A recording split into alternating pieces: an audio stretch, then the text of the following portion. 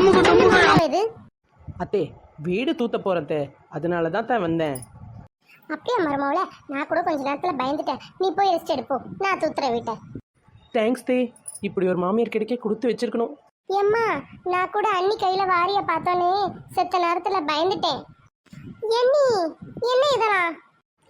அபாரமா குமிச்சு கிடக்குது, எல்லாம் அழுக்கு துணி, எல்லாம் துவைக்கணும்ல அத்தை. மருமவளே, நான் இருக்கும்போது உனக்கு என்ன கவலை? குடு.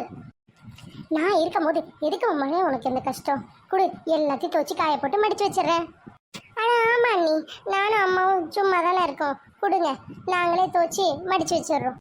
இப்படி ஒரு நாத்தனாரும் மாமியார் கிடைக்க நான் எவ்வளோ கொடுத்து வச்சுக்கணும். போன ஜென்மத்தில் எவ்வளோ புண்ணியம் பண்ணியிருக்கேன் நான். எண்ணி, இந்த வீட்டில் நாங்கள் எதுக்கு இருக்கோம்?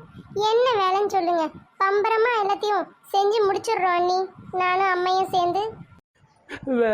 இப்படி ஒரு நல்ல மாமியாரும் நாத்தனாரையும் நான் தப்பா புரிஞ்சிட்டு இருந்திருக்கேனே.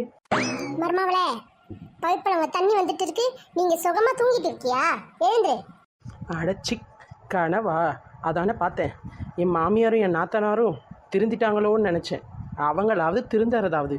இந்த காலத்தில் எந்த மாமியார் இப்படிலாம் இருக்காளவோ?